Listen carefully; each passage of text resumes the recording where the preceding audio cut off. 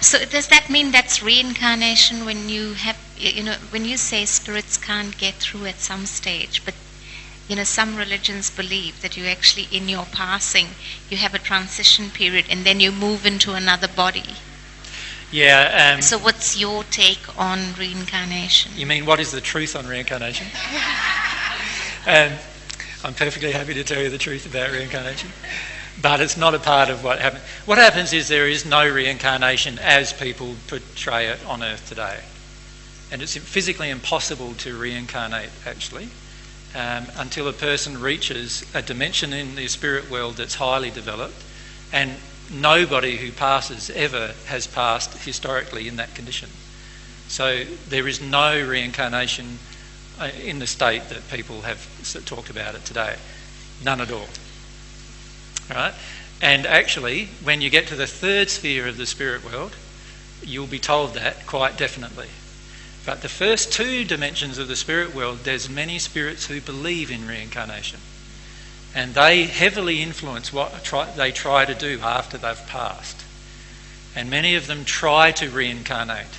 And the way they do that is they watch for a conception of a child, and if they can get into that child's body along with the child's soul, they will.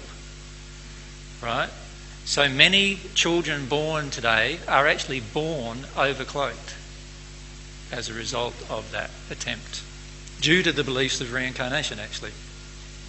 So what often happens, and this is also the major cause of child onset diseases, because almost every child that has a disease either before birth or at birth or shortly afterwards, even right up until 2, 3, 5, 6 years of age, almost all of those diseases are the result of a spirit attachment due to the parent's condition not preventing the attachment. Right? So that child will often act like a person who has passed because they are actually being overcloaked by that spirit. And that then people then think that supports the whole view of reincarnation. Does that make sense? Oh, he seems to be like my grandpa, or whatever.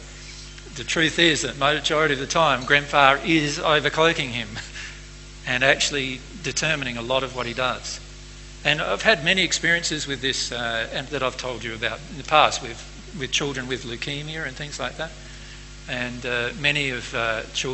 most children with leukemia actually pass due to spirits overcloaking them and creating their cancers, because the spirits themselves had cancer when they passed.